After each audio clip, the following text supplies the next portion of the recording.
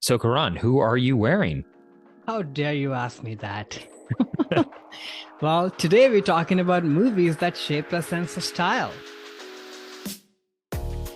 Hi, this is Karen from San Francisco. And this is Alex from Los Angeles, and welcome to Movies That Shaped Us. We are two longtime friends who grew up on opposite ends of the globe with very different backgrounds, but we're both shaped and are still being shaped by the movies we see and love. In each episode, we'll cover a topic around important people, places, events, and moments in our lives, and then explore it through three of our favorite movies.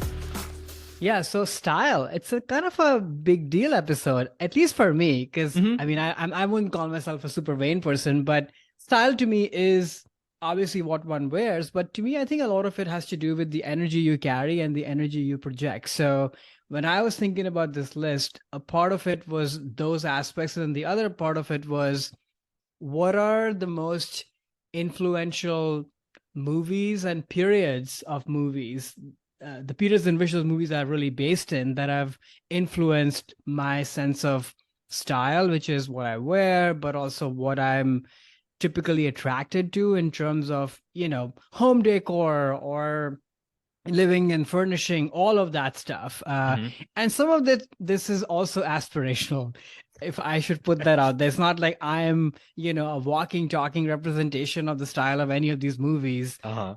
to a point, but it's also more about what I aspire to and what I appreciate and what I'm drawn to. So, yeah, how did you think about this?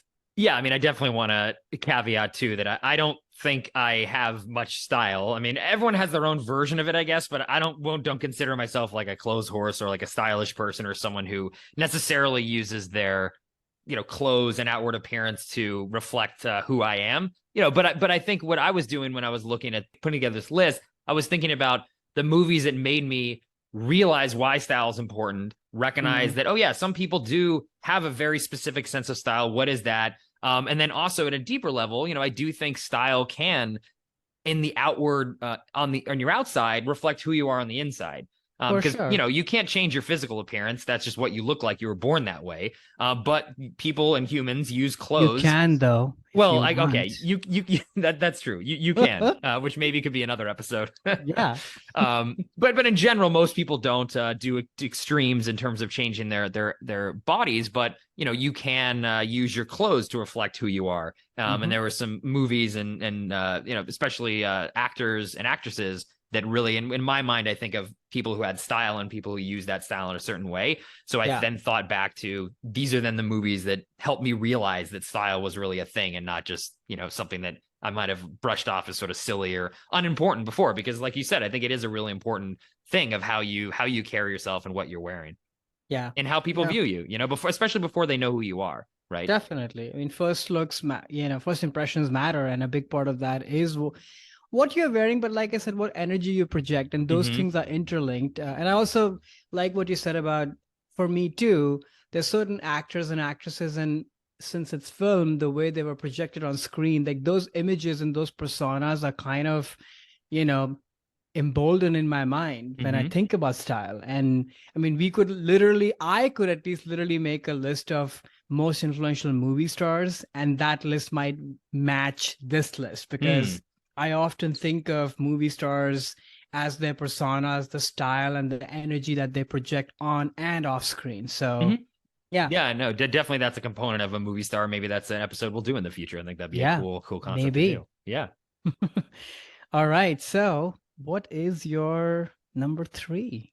Great. I'll kick us off here with my number three film that shaped my sense of style is Quantum of Solace from 2008. The second James Bond film in Daniel Craig's franchise, directed by Mark Forster, starring Daniel Craig, Ola Kurilenko, Judi Dench, and Jeffrey Wright.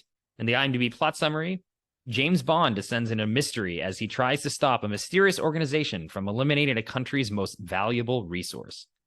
So, we said stars, influencing and setting style. For me, James Bond, just as a character, is someone, especially as a male character, that has represented to me men's fashion and a men's fashion sense.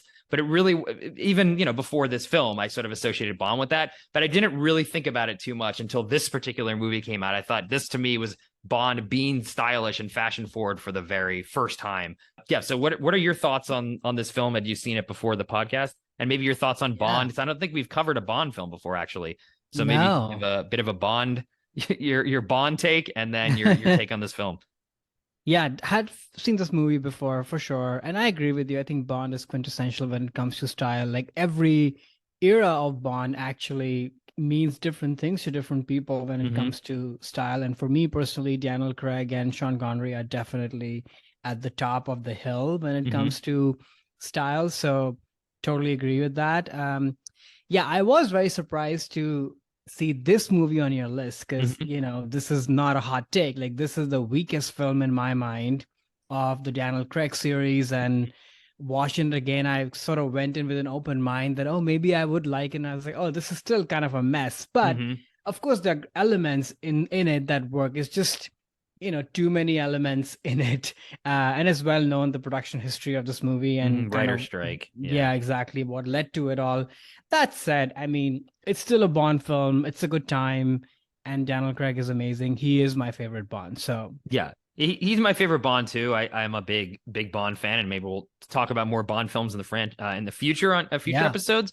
I'll get to my thoughts on the film in a bit, but the reason why this was the Bond film that I had chose was this was the first one to me where I really noticed Bond's sense of style, and they brought in Tom Ford to do all of the fashion for Mhm. this, who was a fashion designer. Actually, after this film, I like looked up like, okay, who this his suits look different here. He looks different. Even his casual wear looks different. And then I discovered that was Tom Ford who did all the suits. And actually he continued to do the rest of Daniel Craig's Bond films.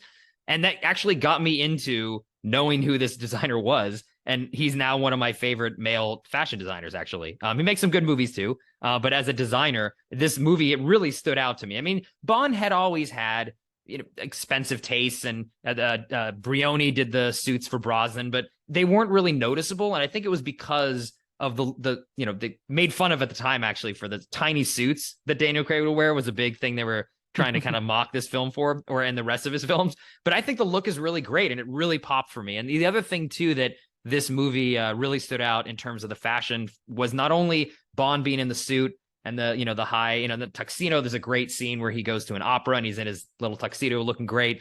But there's also a lot of this film that is takes place in South America where Bond is out in the field, running around kind of getting dirty, but his clothes then looked really awesome too. So it's a really great jacket, really great jeans, and I was noticing that. And in the past, I had never seen a Bond film where especially his casual wear was something that really stood out to me. It's like, oh wow, like I want to buy that.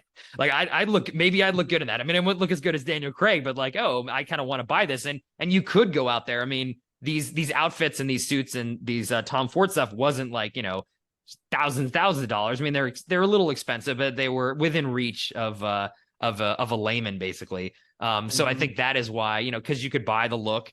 And because it was so noticeable to me, this one stood out. I remember seeing at time like, whoa, like what's going on with the fashion in this? So that's Mm. why I chose this particular Bond film, because for me, Craig's the most stylish Bond, and that's the style that I like the most. And it's really after this film forward. So it's really Tom Ford coming in, I think really changed the game for me. Yeah, that's interesting. And it makes sense because I think what Daniel Craig did with the series is it sort of made Bond a lot more realer and Mm-hmm. even relatable to a degree, as opposed to how this was portrayed in previous incarnations. And I think his wardrobe has a lot to do with it, as always, Mm-hmm. right?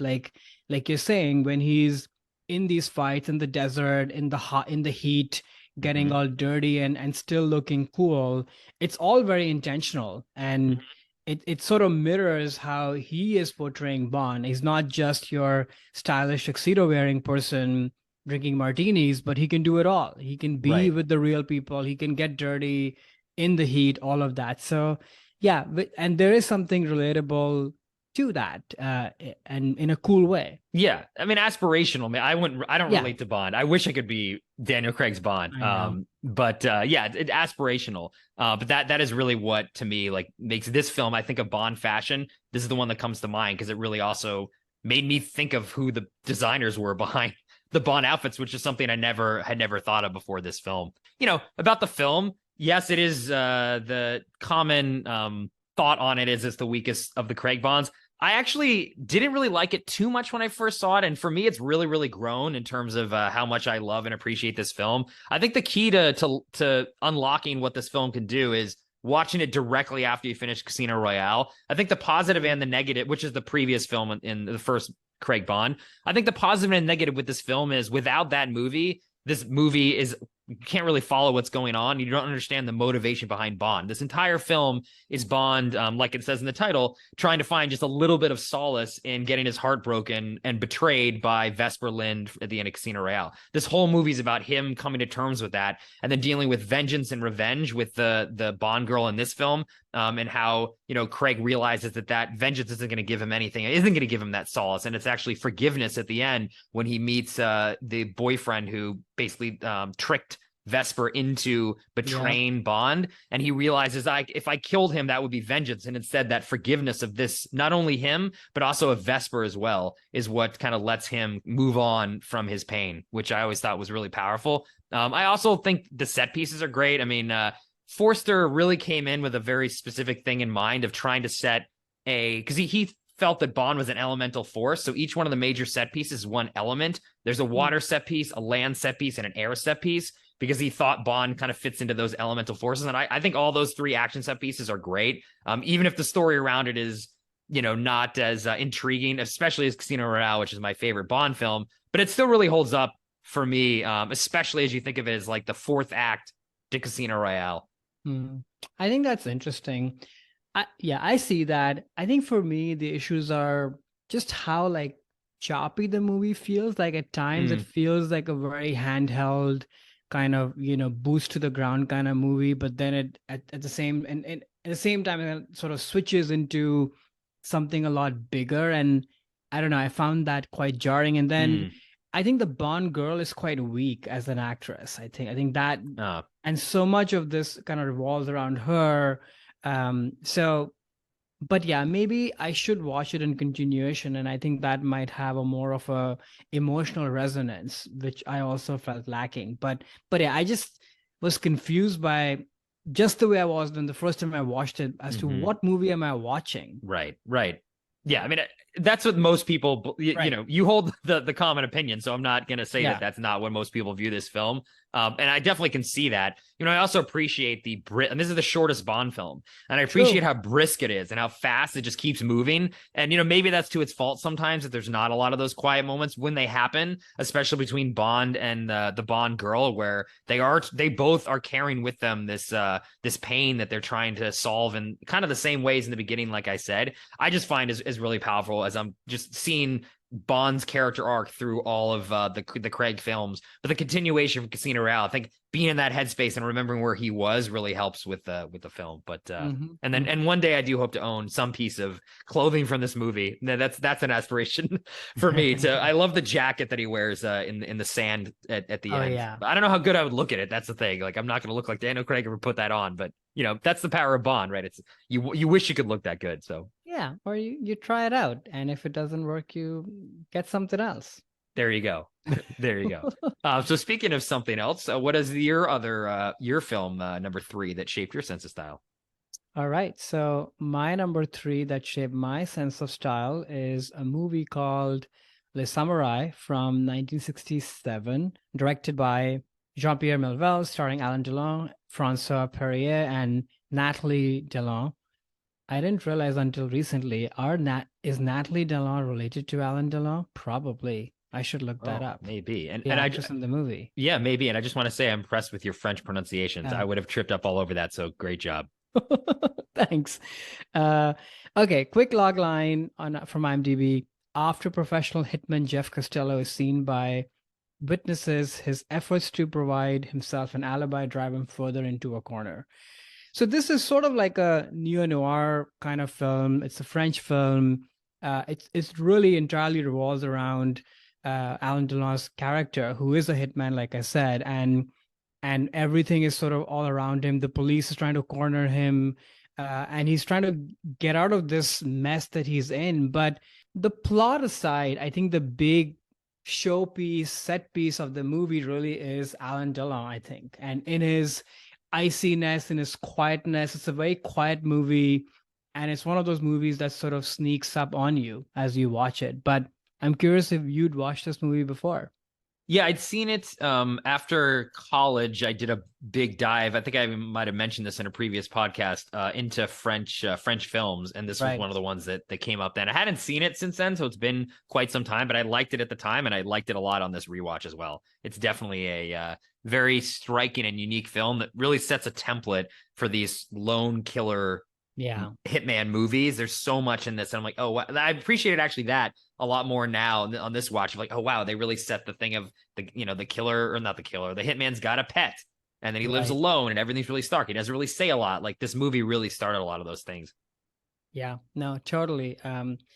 So the reason why I put this on this list is because I really wanted something from the 60s, because I really appreciate that sense of style. Mid-century modern is sort of which sort of is 50s too, but a lot of what I'm drawn to, at least from Mm-hmm. a home furnishing and decor standpoint, is very much of that era. Mm. Even though you don't see much of that in this, because his apartment is Yeah, there's nothing in it. there's nothing in it except Yeah, for it's the like a cat. bird cage, So and the yeah, bird cage, exactly. in his Yeah. bed. Yeah.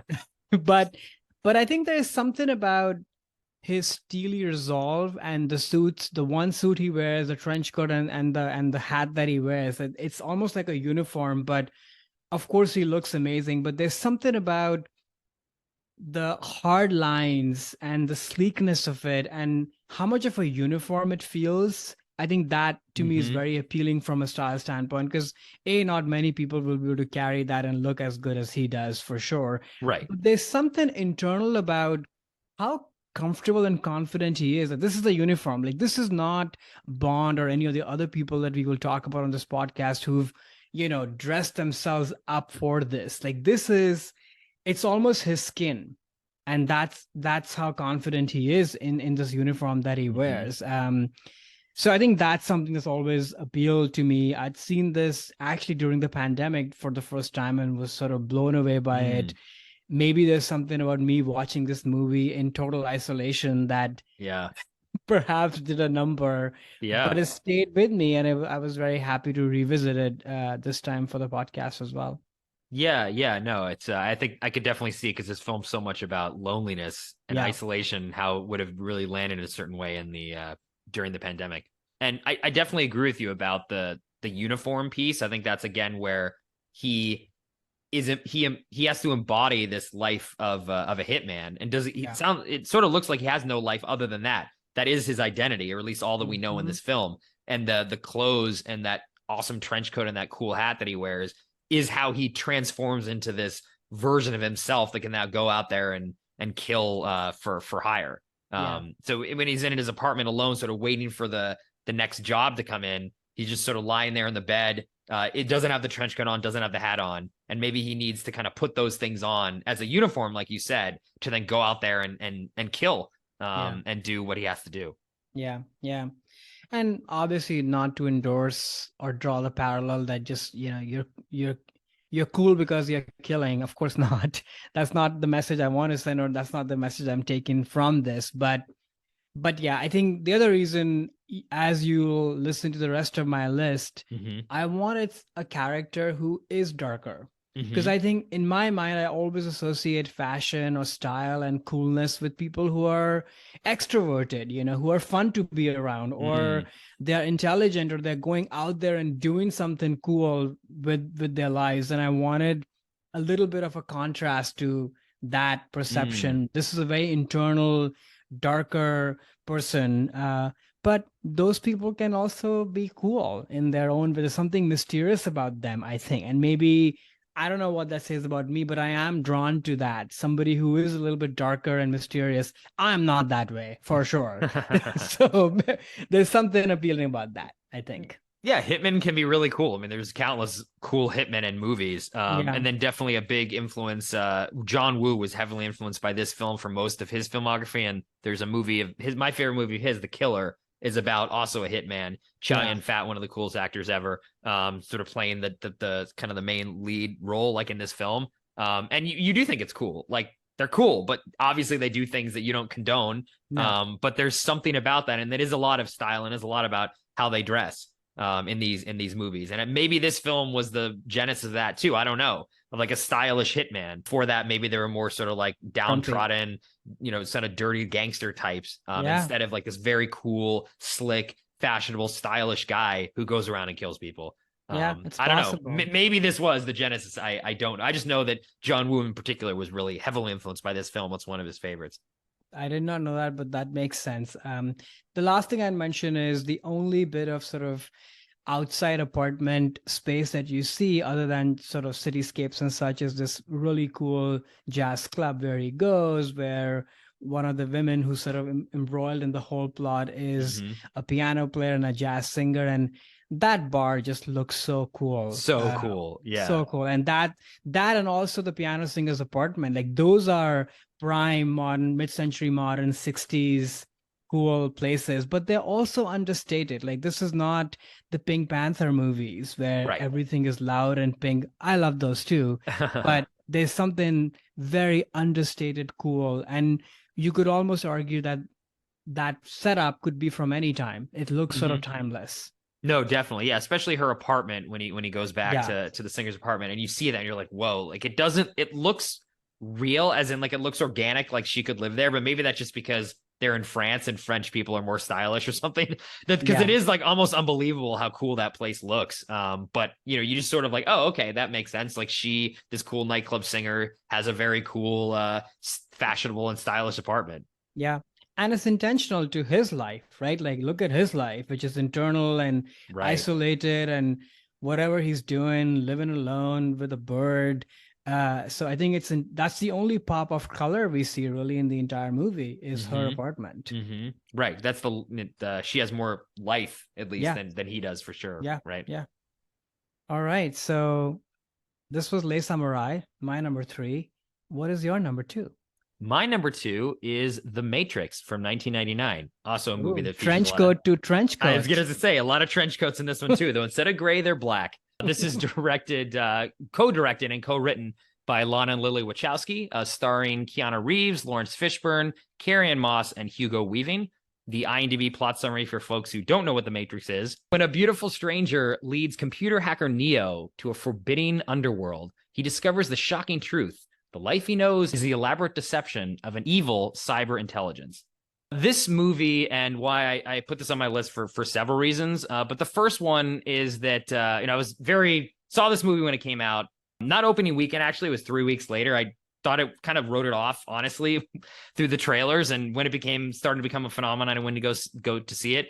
But I think what this movie does, not only is it just ooze cool and everything is you can tell it's all the fashion in this movie is very highly designed, but it did a couple things. I mean, one thing it really did, which influenced me, was it brought a lot of subcultures together that weren't necessarily considered high fashion or cool and made them immediately cool at the time and made me interested in them. The cyberpunk aesthetics, the hacker aesthetics, rave, avant-garde culture. The directors kind of brought all these things together and exemplified that in the fashion and made that cool. And it wasn't some fringe, maybe weird thing that only a couple people were interested in. It was what everyone was interested in at the time. And actually, I'll pause there and just see. I'm sure you've seen the film before. Just curious, actually, when you came across it, and at least if it was felt as much in India as it was in the States in terms of what became cool was everything associated with this film, especially the fashion.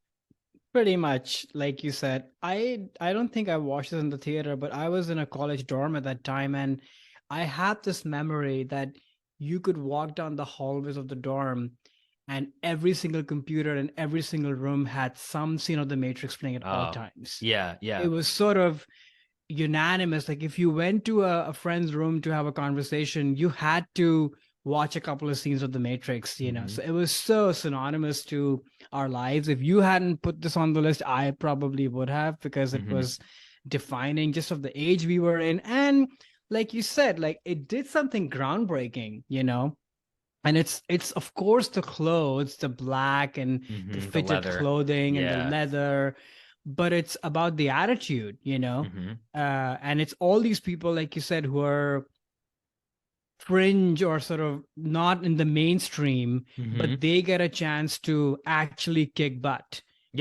And the action set pieces and the special effects, they're all kind of intertwined with their internal as well as their external appearance and what they're wearing. It's such a cleverly done thing. Like these images of Neo bending and the bullets flying and the trench Mhm. coat flying, like they are embedded in at least our generation's minds and globally, Mhm. So what could be more cinematically stylish than that?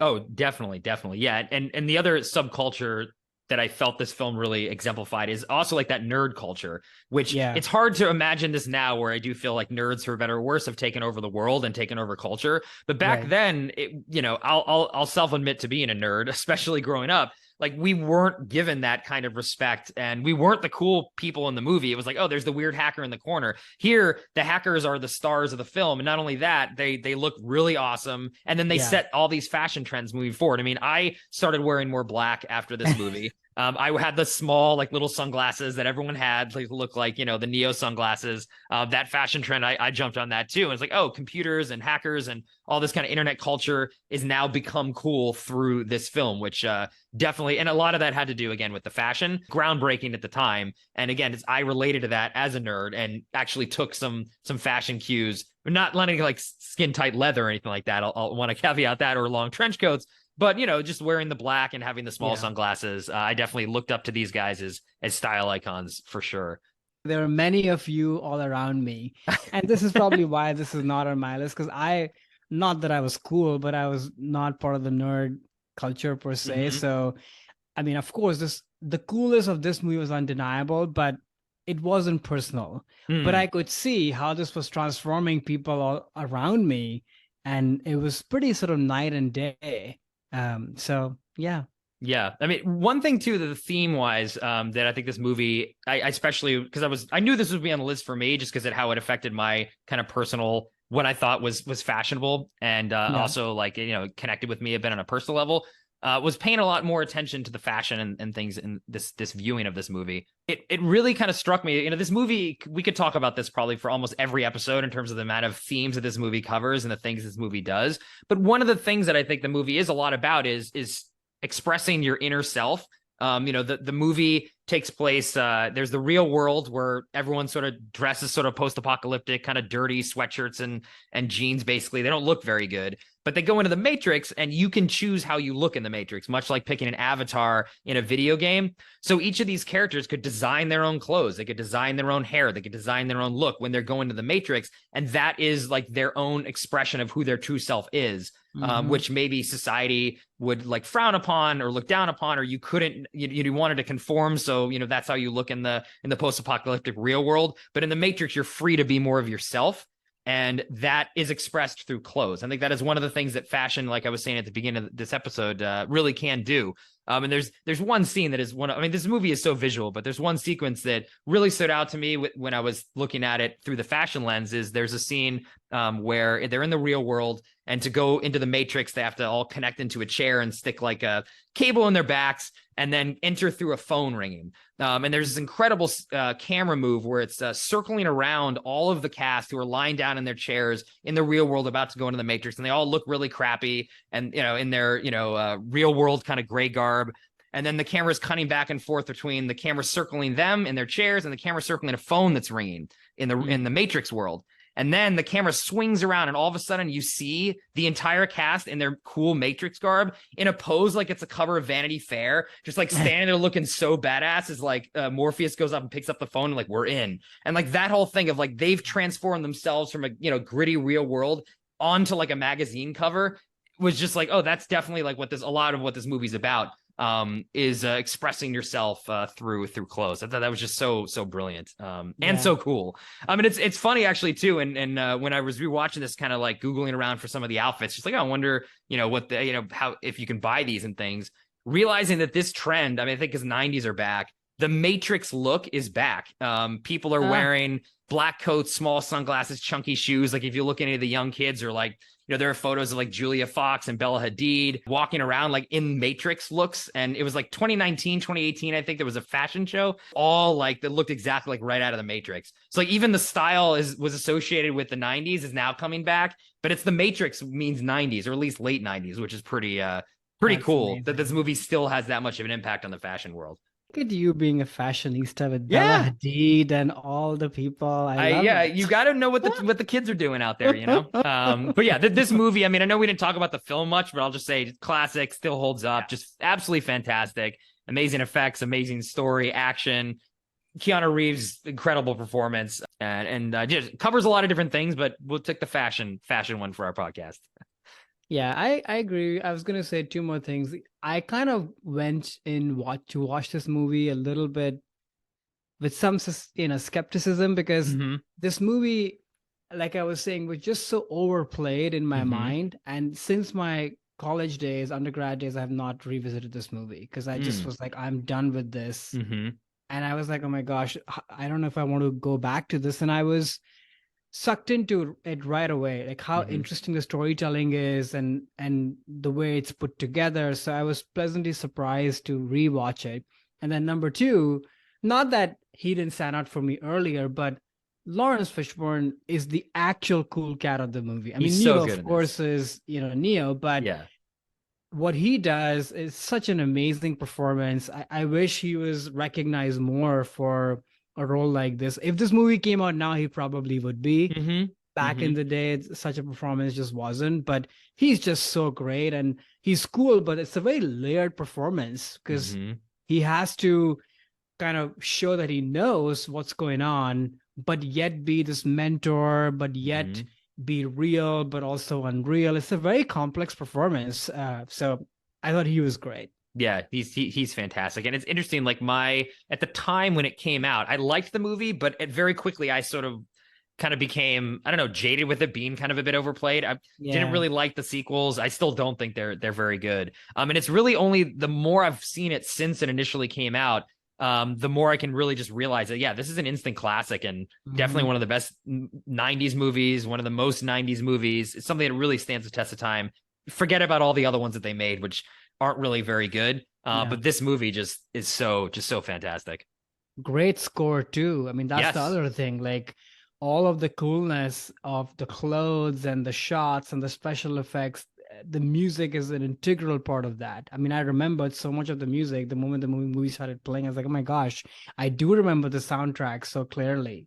Oh yeah, yeah. We just did our soundtrack episode, and I mentioned this almost made it onto my Yes. list. But this is a soundtrack I still listen to a lot. At the time, I was like, the CD probably melted in my car. Yeah. I listened to it so much. I just loved the soundtrack. But it's still definitely dated. It feels like a Yeah. '90s Yeah. sort of big beat techno soundtrack, but it just makes it cool. It makes all Yeah. the outfits cooler, the movie cooler. It's very cool. That's what the And Matrix is.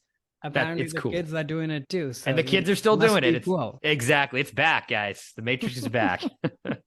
Okay, then to unplug from the Matrix, where are we going for your number two film? We are plugging into a very different part of history and society. So my number two is Sherlock Holmes from 2009, directed by Guy Ritchie, the one and only, starring Robert Downey Jr., Jude Law, Rachel McAdams, Mark Strong. Quick logline: Detective Sherlock Holmes and his stalwart partner Watson engage in a battle of wits and brawn with a nemesis whose plot is a threat to all of England. So this is the first in the series of the Sherlock Holmes movies by the same crew. I watched it in theaters when it came out, and I think instantly this movie, to me and my very close friend Jake, still is one of my closest buddies, was sort of the epitome of coolness right off the bat. And I think part of it has to do with that both of us, we've always been very into kind of Victorian age, masculine fashion, decor, the cool sort of libraries and leather chairs and books all over, and just how men dressed of a certain class, obviously, and means dressed and kind of went about. And this movie was a total indulgence in all of that. So I had not watched this movie since, so I'm very excited to kind of talk about how I feel about it now. But it kind of opened the door for me and my buddy, and we still talk about this, to really what this style and this era means for us. So yeah, that's really why this is here. But I'm curious if you'd watched this movie before, and what did you think of its style? Yeah, I'd seen it when it came out as well. Was a big Guy Ritchie fan. really mainly of his first two films I loved, and then he made a couple that I wasn't so pleased with, and was hoping this one would kind of bring him back into the fold. I wasn't that impressed with it. I'm a big Sherlock Holmes fan, and I didn't really like a lot of the takes that they did with this. I'd only seen this once in the theater back in 2009 until now, and because of the theme of this podcast, I paid a lot more attention to this in this viewing, to the production design, the costumes, and really like those elements of this film are by far the strongest elements of it. I mean, it's I don't want to say beautiful looking because a lot of it is dirty, but the production design is just very, very well done. And the costuming, it really does look like a version of Victorian London that's a little more gritty than other movies might have done, more like the Guy Ritchie kind of street level sensibilities. But yeah, like I was very, very impressed with how this movie looked. I still think it's passable. Like the story is not that interesting. It's kind of boring. But I thought the costumes and the set design definitely stood out. So I can see why that would have hit you at the time, and why you wanted to put it on the list. Yeah, no, I totally agree. And over time, and since then, I really got into, the 80s BBC Sherlock, and I've watched Poirot like 2 bajillion times since, and every sort of British mystery thing that's out there. I think I mentioned on the podcast before, this is all my family watches all the time. So I think I sort of started to appreciate that era, but this was an intro, I think, in like a big way. But yeah, rewatching the movie, the takes on Sherlock and sort of the heightenedness of it all, like it doesn't really, work. It's entertaining for sure. So I think there's that happening. The standout for me, and I'm curious to hear your thoughts on both of the guys, but Jude Law is a standout to me in this movie, at least from a style and fashion standpoint, and also just his character. I mean, it's not a very well characterized movie in my mind. It's pretty surface level, but whatever little bit you see, I think you see in Jude Law. And I also think his clothes are the best. So maybe I'm partial to that. And his look is amazing.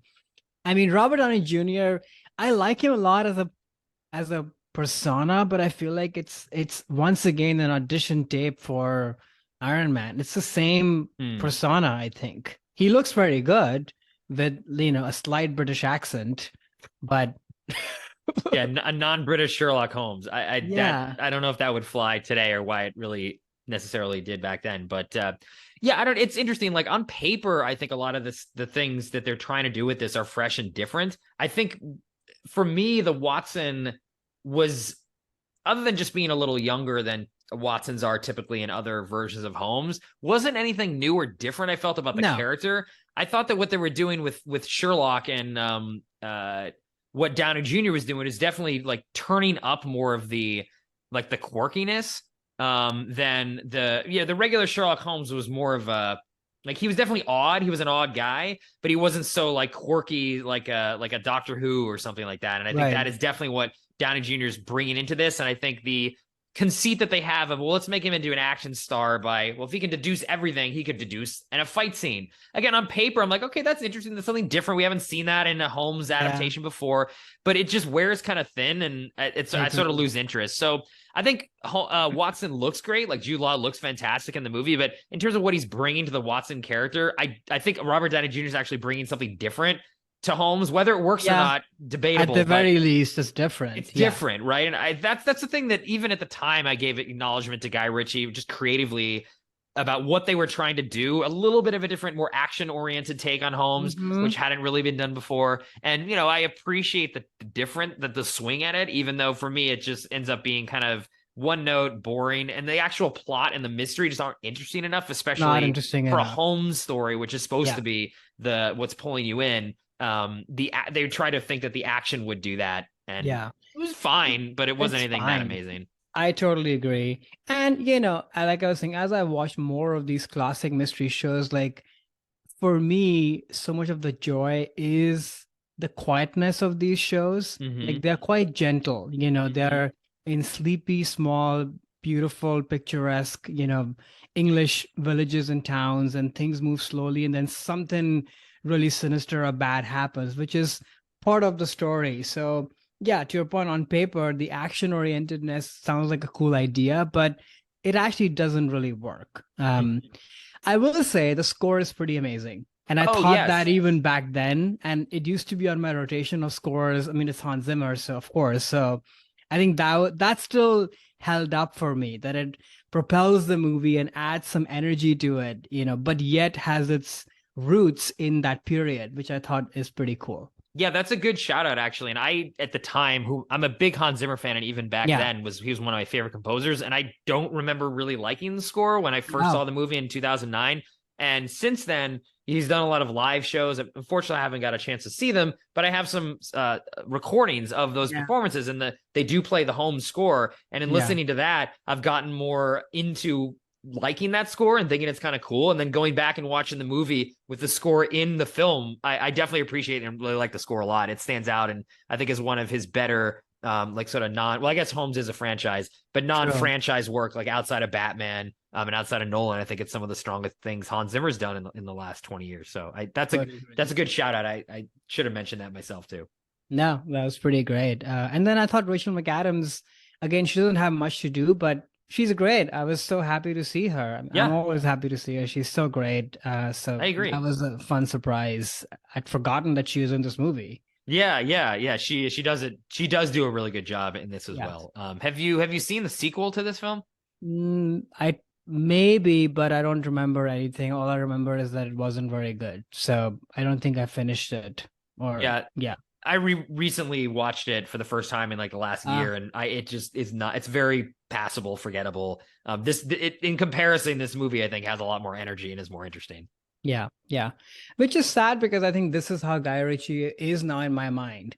Like, it's sort of surface level cool and a lot of like street fight thing, but the overarching product is not great. And in retrospect, this is probably still a high point. Since then, it's sort of been like a dip. And I saw like an ad the other day, Guy Ritchie's. I'm like, are we still branding movies with Guy Ritchie's blah blah blah? I think he has something new. Yeah, he does a war film. Yeah, an Afghanistan war film. Yeah. I was surprised by that too, the over the title. I'm like, do people know who he is? I guess.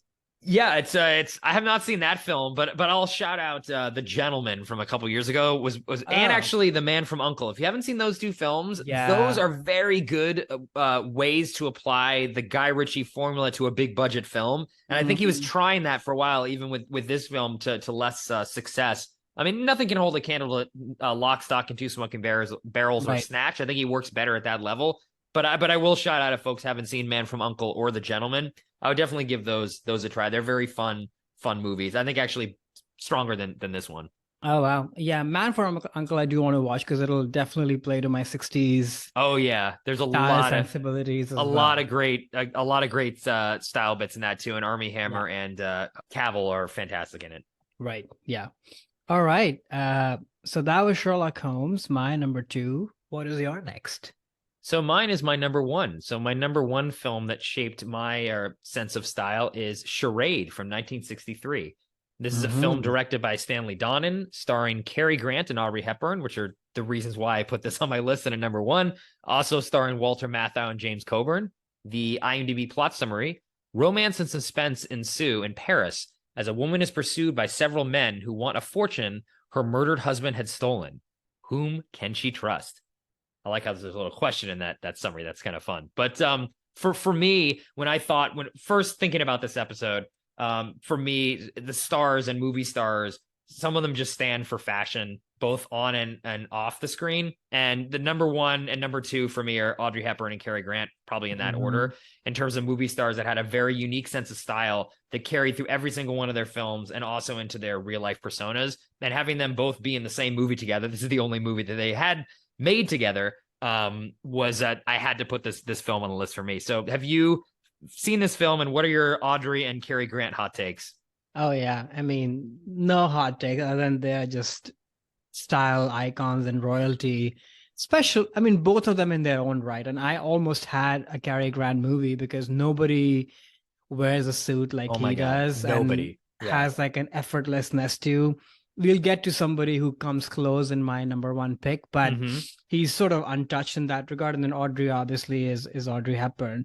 I had not watched this movie in its entirety until now because Oh, I don't know. I always was like, I went into it before thinking it's like a Hitchcock style movie, but mm-hmm. then soon, obviously, nobody can match him. Not Right. that Stanley Donen is, I mean, he's amazing too, but I think there's an expectation mismatch. So Mm. I remember sort of watching a little bit, getting bored, and then coming up, just stopping it. And I'm so glad that I finally watched this movie and took it for what it is Mm-hmm. and had a blast watching it. I don't think it's their biggest style flex from either of them. Right, right. They have lots of their own other movies where they're at their style peaks. Mm-hmm. That said, it's so great to see the two of them together. So yeah. Yeah, no, I think Audrey, I mean, every outfit in this movie she wears from the very beginning, they're on a ski slope, and I think either France or Switzerland, and she just Yeah. looks just incredible in that outfit with those Givenchy sunglasses. all through. Givenchy, yeah. Actually, that is a good point. I don't know if this was their first collaboration, but they had a deal.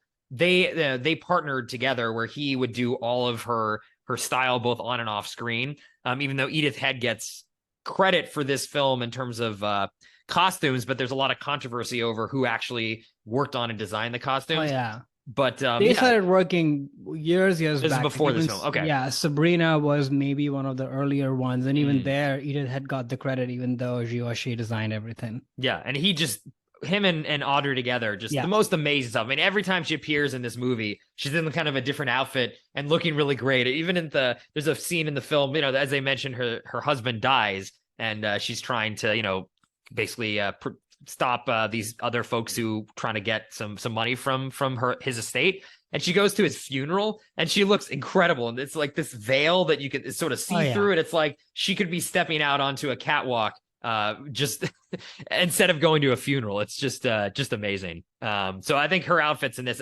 great gloves, a lot of long gloves, which is one of her signature things. But she just such a standout in every shot that she's in. And look, Cary Grant too, like you said, no one does wear a suit like that guy, and he always looks so like sharp and suave and not out of place, and not in like a snooty way. Like he'll show up in suits in any scene that he's in, but he doesn't look like he's trying to impress anyone or trying to come across as oh, I'm so fashionable, I'm in a suit. It's just who Cary Grant is. You know what I mean? It's a very effortless sense so effortless. of cool, which is omnipresent and not forced at all. No, it's amazing. And I was also thinking about this, like, I'm happy and I'm glad that we have like a person in their older years represented on this list, because everybody else is, I would think younger from at least the times that they appeared in these movies. And, gosh, if most of us could have what Cary Grant has even in his like 60s,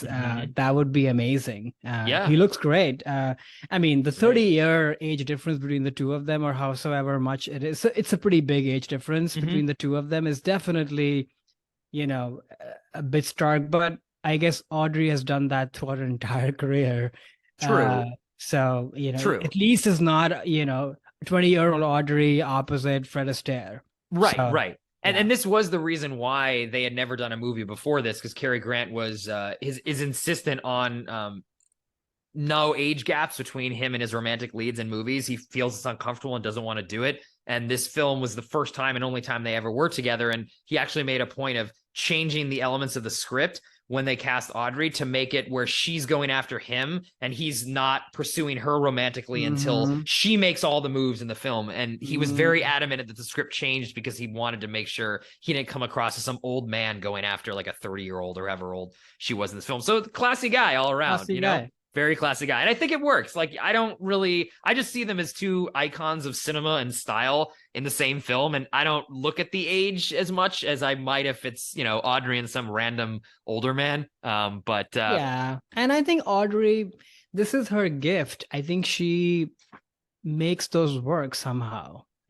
So, yeah, no, totally. No. And I think their on-screen chemistry is great. As a film, yeah, I mean, it's trying to be Hitchcock light, really. It's very breezy. There's some Hitchcock elements to the plot. And I think the twist at the end around where the money was hidden It's pretty and cool. all around Cary Grant's character. Actually, I hadn't seen this film in about 5 years, and there's so many twists on what Cary Grant's character goes through. I sort of forgot about the final one, which is like the big reveal at the end. So it definitely keeps you guessing, and also it's one of those great mystery movies where the answer's in front of you the whole time. It's not like there's a thing that comes in at the end that you're like, oh, if they'd only mentioned this in the opening scene, like it's there. Like you can kind of figure it out. And the characters could too. And I think that's a strength in a mystery. But, the thing that it really misses is the big action set pieces that Hitchcock is so good at. There's a fight on the roof that's very kind of interesting where they're fighting and there's some great neon signs that is, fluorescent and kind of cool. But it doesn't, hold a candle to anything that Hitch would do. I mean, he's known for those big action set pieces. So that I think the film doesn't deliver on the level of like a North by Northwest or, even like Catch a Thief, one of his lighter Hitchcock. And pairings. Not even the action set pieces. I think this is stating the obvious. Like Hitchcock has such a flair with like building up tension. And, even in the quieter moments, like the shot of the glass with the milk and, there's endless things like that. And this movie doesn't have any of those sort of flares or flourishes, even in the quieter moments, but that's okay. This movie totally stands on its own. And I was so glad that I finally watched it end to end. Yeah, I think what Stanley Donen brings to it is more of the comedy elements. Comedy and the romance, too. And the romance. And both of those things actually work better than, Hitch had some funny moments, too. But there's a lot of great, witty, dry humor, back and forth banter between Cary Grant and Audrey Hepburn that both really work. And I think that's where, the Stanley Donen twist on a Hitchcock film is sort of a way to kind of encapsulate this. Totally. Yeah. And the swooniness, too, right? Like, I don't think Hitchcock is interested in romance and people swooning for each other and the audience swooning for the stars in that kind of romantic way. I mean, he definitely has in a dark, twisted, lusty way. Right. Or obsession, things that aren't necessarily healthy, his relationship between men and women. Whereas this one, they have a fun banter back and forth. And you get kind of excited for them to be on screen together. Two of my biggest fashion icons in the same movie. I had to put this one as my number one. So let's move to your number one. What do you got for us? Yeah, speaking of fashion icons, I guess these would be mine. So mine is Ocean's 11, 2001, directed by one chap called Steven Soderbergh, starring George Clooney, Brad Pitt, Julia Roberts, Matt Damon. Cast of unknowns. Cast of unknowns. Yeah. Little, up and coming. Right. Upcomers, exactly. Quick log line: Danny Ocean and his 10 accomplices plan to rob 3 Las Vegas casinos simultaneously. I don't think we even need to get in the plot per se, but this is the first of this version of this franchise. There are 3 of those that Soderbergh directed with the same motley crew. I think this is about timing. I would say like this movie came out when you and I were sort of in that most impressionable age frame, sort of, where at least to me, like this mattered to kind of figure out what is my own style going to be, what do I appreciate, what do I not appreciate, and it doesn't get bigger than Clooney and Brad Pitt in the same movie. I mean, these are the movie stars of my time, your time. And this is what I meant when I talked about, if you were putting a list together of movie stars, like this movie will be on it for sure. Now it won't be because we've already covered it. Well, there's 2 other ones. So true, exactly. So, it's sort of lived in my mind since that time. But before I get more into it, what is your relationship with this movie? Yeah, so I'm a big Steven Soderbergh fan. I ever since I saw Traffic back in college, and so I saw this, opening weekend, and it's funny. Like I wasn't really that into it when I first saw it. It didn't really. I don't know, something about it just seemed kind of cheap, and I didn't really like it. Cheap? Actually. Yeah, I know it's really weird. I don't know, something about it. I was like, it's fine. And going back to it in years since, every time I watch it, it just rises more and more in my mind, and now it's in one of my top 5 Soderbergh movies. I think it's not instant classic because it took me 20 years to come to it. Not that long, like 15 years, but it's definitely a classic, and a movie that is so well done and executed on every single level. Especially the fashion and what the sense of style that this movie has is just amazing. So I've grown to Yeah. like it, and I didn't really, didn't hit me at the right time. I think I was too kind of anti slick and stylish at that point. Like you I should go back and see. do gritty traffic and drug. I mean, I was a dumb kid, so I think it was just the time that Dumb I was nerd kid. exactly right. That time for me, it just hit me at that time. But No, I guess I have a similar relationship with the movie, but in a totally different way, which is that I don't think I fully understood the movie back then and maybe mm, even got bored. And to be honest, I still fully don't understand the heist. oh, Like the okay. elements of it that don't fully make sense to me. And part of that I think is just intentional. Hmm. Part of that is maybe because one gets so lost in just hanging out with these people and in their charm that I don't know, maybe I just lose track of what is happening. I mean, I Hmm. of course understand, the broad beats of the movie, but back then I don't think I did because the movie is very quiet. Like it's not your typical heist movie, which is like, go, go, go from the get-go. It's Right, not. right. But what did stick with me from the first viewing was how stylish these two people were. But to your point, in subsequent viewings, like this is like a all quadrant movie. Like it's Hmm. it's like a 70s movie with great movie stars, but it's contemporary and hence it's timeless. Like there is a cheap version of this movie. I don't know why I use that word, which is why I was clinging on to that word. There is a cheap version of this movie, which we've seen come out before and since. Uh-huh. But there's something so elevated about this movie in its style, the way it's made, and the way I use the word, the breadth. There's a lot of breadth in the movie. Like it's not go, go, go by design, which is what I think elevates it. So yeah, this is in my maybe top five of Soderbergh as well. Hmm. Something that I revisit, often. It's kind of a comfort movie as well. You don't even have Hmm. to watch the whole thing. You just watch sequences of it, and it's Yeah. such a fun ride. But on the fashion aspect, like it's so cool and fun to see Clooney and Brad Pitt. We were just talking about Cary Grant. I think Clooney, Uh-huh. at least in this time period, or even now, is sort of the Cary Grant of our time frame. I Right. The think best we got, somebody, at least. yeah, exactly, somebody who is effortlessly cool, and Yeah. he's at his peak. I think in this movie with the suits and everything, and then on the flip side, you have Brad Pitt, who is also I mean Brad Pitt has so many peaks in terms of style. Like Yeah. we could kind of break down his entire career. Probably in my mind, the sexiest and the most stylish actors that's ever lived, probably. Oh, wow. But I would say so. Yeah. But I think it's fun to see the two of them together because Brad Pitt is a lot showier. He's always munching on things. He has these sort of gaudy, very 90s two-tone shirts, which were very in at that time.